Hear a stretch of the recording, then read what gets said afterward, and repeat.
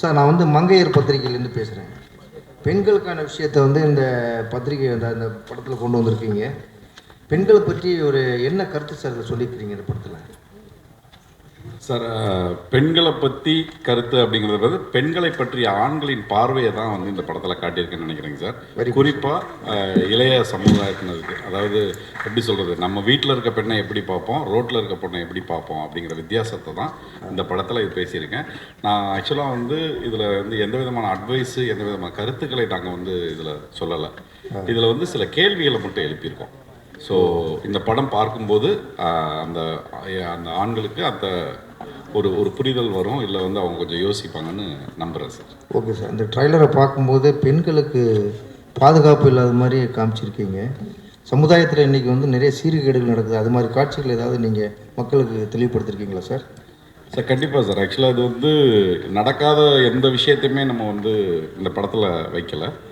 சொல்லப்போனால் இது வந்து எனக்கு வேண்டப்பட்ட ஒரு பெண்ணின் அவங்களுக்கு நடந்த ஒரு சம்பவத்தோட உண்மை சம்பவத்தோட கற்பனை நீட்சி தான் இந்த படம். எக்ஸாக்டாக அந்த ஒரு பாதி வந்து உண்மை மீன்ஸ் அதுலேருந்து நான் வந்து அதை கொஞ்சம் சினிமாவுக்காக எக்ஸ்டெண்ட் பண்ணி பண்ணது தான் இந்த படம். Super sir. இப்போ இந்த படத்தை வந்து எத்தனை மொழிகளில் கொண்டு வருங்க சார்? சார் தமிழ் தெலுங்குன்னு 2 மொழிகளில் வந்து இது பண்ணுறோம் சார். தெலுங்கில் டப்பிங் பண்ணுறோம் சார். தமிழில் ரிலீஸ் ஆனதுக்கப்புறம் அதோட ரியாக்ஷன்ஸ் பொறுத்து நம்ம ப்ராப்பராக ப்ரொமோஷன் பண்ணி தெலுங்கில் பண்ணலான்னு ப்ரொடியூசர் சாரும் இப்போ சொல்கிறாங்க sir. Okay sir, thank you sir. தமிழில் மங்கை, தெலுங்கில் மங்கான்னு வருது படம். நன்றி சார். அடுத்தது ஹலோ. ஓகே கார்த்திக் வாங்க.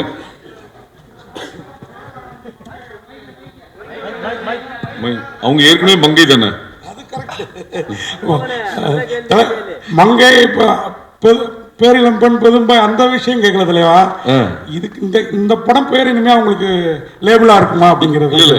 இங்க லேபிள்ன்றது வந்து நாம கொடுக்கறது தான் லேபிள். இப்போ நீங்க படம் பார்த்துட்டு அவங்க வந்து எப்பவுமே எல்லாத்துக்குமே ஒரு 2.0 வெர்ஷன் இருக்கு இல்லையா? ஸோ கையில் ஆனந்தியா இருக்கவங்க இந்த படத்துக்கு அப்புறம் மங்கை ஆனந்தியா மாறுவாங்க. நீங்க எழுதி உங்க மாதிரி பத்திரிகை சகோதரர்கள் எழுதுனாங்கன்னா அவங்க மங்கை ஆனந்தியாக மாறக்கூடும். கண்டிப்பா கண்டிப்பா கண்டிப்பா சார்.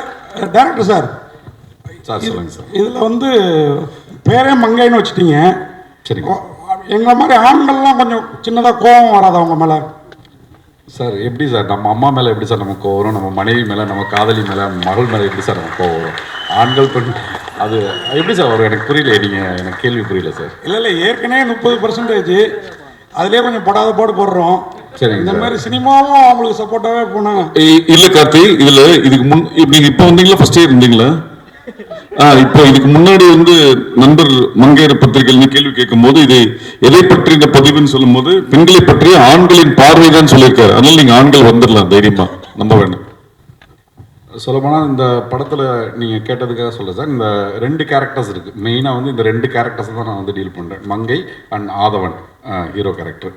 இந்த மங்கை கேரக்டரோட ஆதவன் கேரக்டர் தான் வந்துட்டு அதுக்கான கேரக்டர்ஸை ஆர்க் தான் வந்து ரொம்ப கம்ப்ளீட்டாக இதாக இருக்கும். ஆக்சுவலாக வந்து ஒரு ஸ்க்ரீன் பிளேவாக பார்த்தீங்கனாலே ஆக்சுவலாக வந்து இது வந்து ஆதவனோட கதை தான். ஸோ இப்படி இருந்தவன் என்ன ஆனா அப்படிங்கிறது தான். மங்கையாக தான் இருப்பான். பட் ஆதவன் என்ன ஆனா அவனுக்கு தான் வந்து ஒரு கேரக்டர் ஆர்க் வந்து இருக்குது. ஸோ இது வந்து பெண்களை கனெக்ட் பண்ணுற பெண்கள் கனெக்ட் பண்ணுற மாதிரியே ஆண்களையும் ரொம்ப அதிகமாக கனெக்ட் பண்ணும் அப்படின்னு வந்து நான் ரொம்ப நம்புகிறேன் சார். டேரக்டர் சார், சொல்லுங்க சார். இப்போ வந்து நீங்கள் சொன்னீங்க பெண்களுக்கு பாதுகாப்பு இல்லைன்னு சொல்லிட்டு ஒரு விஷயம் சொன்னீங்க. ஆனால் தமிழகத்தில் வந்து பெண்களுக்கு நல்லாவே பாதுகாப்பு இருக்கு. நான் பாதுகாப்பு இல்லைன்னு நான் சொல்லவே இல்லை சார். இல்லை சார், ஆண்களோட பார்வை தானே சார் கணக்கு.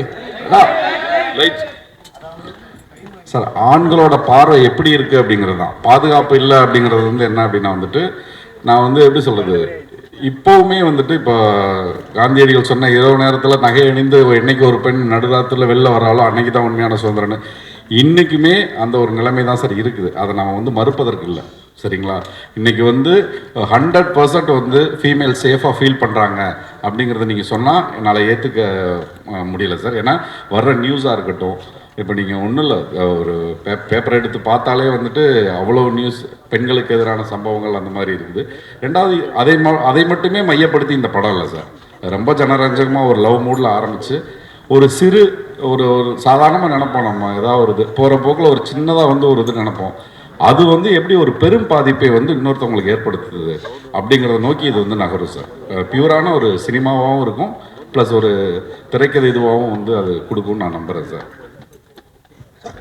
சார் சார்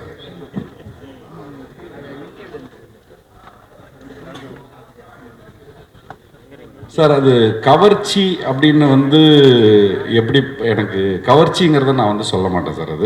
அது அந்த எப்படின்னா வேரியஸ் பெர்ஸ்பெக்டிவ் அந்த அந்த தான் நாங்கள் வந்து காட்ட நினச்சோம். ஸோ கவர்ச்சியாக வந்து காட்டி அதன் மூலமாக ரசிகர்களை உள்ளே இழுக்கணும் தேட்டருக்குள்ளே அப்படிங்கிறது இல்லை. அந்த போஸ்டருக்குள்ளே ஒரு பெயின் இருக்கிறதா வந்து எனக்கு ஃபீல் ஆச்சு சார். அந்த போஸ்டரில் வந்து ஒரு பெண்ணை, அந்த பெண்ணை நம்ம வந்து கொஞ்சம் தொடர்பு படுத்தி அப்படி ஒரு நிலைமையில யோசிச்சு பார்த்தோம்னா நமக்கு வந்து இன்னும் அதிக வலி இருக்கும். ஸோ படம் பார்க்கும்போது அதோட முழுது தெரியும் நான் நம்புகிறேன் சார். சார் இதில் கவிதா பாரதி சார் வந்து பெண் விரோத நடவடிக்கையில் இருக்காரா இல்லை பெண்களுக்கு சப்போர்ட்டாக இருக்காரா? இது அவரே சொல்லிட்டு அவரே சொல்லுவார் சார். படத்துக்கு வெளியே கவிதா பாரதி சார் வந்து பெண்களுக்கு சப்போர்ட்டாக இருக்காரு. எந்த படத்துலையுமே ஒரு பெண்ணுக்கு சப்போர்ட்டாக இருந்தது இல்லை. பெயர் பெண்கள் சப்போர்ட்டா தானே இருக்கீங்க? புரியல. இல்ல பேர்லயே பெண்களுக்கு சப்போர்ட்டா தான். மகிழ்ச்சிங்க, ரொம்ப நன்றி சார். ப்ரொடியூசர் சாருக்கு மட்டும் ஒரே ஒரு கொஸ்டின் சார். ஜாஃபர் சார், அதாவது ஒரு பக்கம் அமீர் சார் படங்கள் எல்லாம் பண்றீங்க, இன்னொரு பக்கம் இந்த மாதிரி மங்கை இந்த மாதிரி பெண்களுக்கு சப்போர்ட்டான ஒரு படங்கள் பண்றீங்க. எப்படி பாக்குறீங்க? இப்போ இது வந்து இதுல உங்களுடைய எண்ணங்கள்லாம் பூர்த்தி ஆகும்னு நினைக்கிறீங்களா, இல்லை அமீர் சார் மாதிரி படத்தில் பூர்த்தி ஆகும்னு நினைக்கிறீங்களா? சார் அமீர் சார் மாதிரி படத்தில் வந்து எப்படி சொல்கிறதுன்னா, எல்லாமே அமீர் சார் ஆல்ரெடி ஒரு பெரிய சாதனையாளர், அதில் எந்த மாற்று கருத்தும் கிடையாது. சரிங்களா? சினிமாவுக்கு அவர் இனிமேல் வந்து புதுசாக எதுவும் செய்யணுன்றது ஒரு கமிட்மெண்ட்டில் இந்த படத்துலையும் இந்த வருஷத்தில் இந்த படம் வந்தோன்னே நீங்கள் பார்ப்பீங்க. இறைவன் மிகப்பெரியவன். இறைவன் மிகப்பெரியவன் பொறுத்த வரைக்கும் எப்படின்னா, இந்த வருடத்தில் சிறந்த படமாக வரும்ன்றதுல அதிகபட்சமான நம்பிக்கையும் எனக்கு இருக்குது. அதில் எந்த மாற்று கருத்தும் கிடையாது. அதே மாதிரி தான் மங்கை. இப்போ நீங்கள் கேட்குறீங்க, எப்படி கேட்குறீங்க, ஹீரோயினி ஓரியன்டல் சார் அப்படின்னா அது ஹீரோயினி ஓரியன்டல். மங்கைன்னு டைட்டில் வச்சதுனால மங்கை ஆயிடாது. படம் வந்து பார்க்க போகும்போது அந்த படத்தோடைய கருத்தும் கதையும் உங்களை நகர்வுலேயே உங்களுக்கு புரிஞ்சிடும். நாங்கள் அதை வந்து எப்படி சொல்கிறது, அந்த ஸ்கிரிப்டை வந்து ஸ்கிரிப்ட் ஜெயிக்குன்ற நம்பிக்கையில் தான் சினிமா எடுக்க வந்திருக்கேன். இதான் என்னுடைய என் பாயிண்ட் ஆஃப் வியூ. இப்போ நான் இப்போ எடுத்த எல்லா படமுமே வந்து ஸ்கிரிப்ட் ஓரியன்டலில் தான் படம் எடுத்திருக்கேன். இப்போ 4 படம் பண்ணியிருக்கோம்.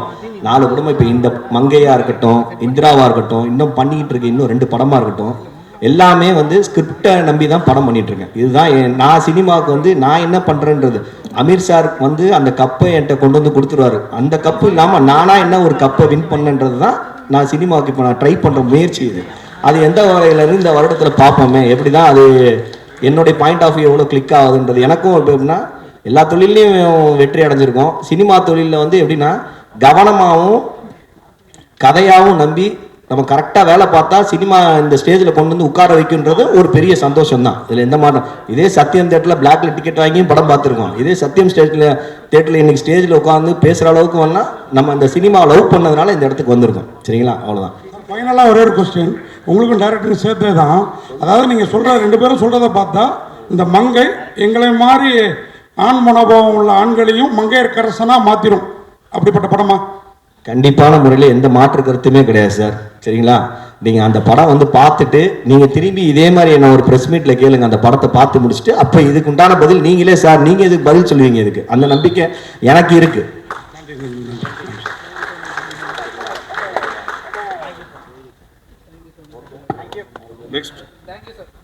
நன்றி. லாஸ்ட் கிளைமேக்ஸ் ஒரே விஷயம், படத்தின் உதவி இணை இயக்குநர்கள் மேடைக்கு வருபவர்கள் ஒரு குரூப் போட்டோ. நம்ம கேமரா அசிஸ்டன்ஸ் இருந்தாலும்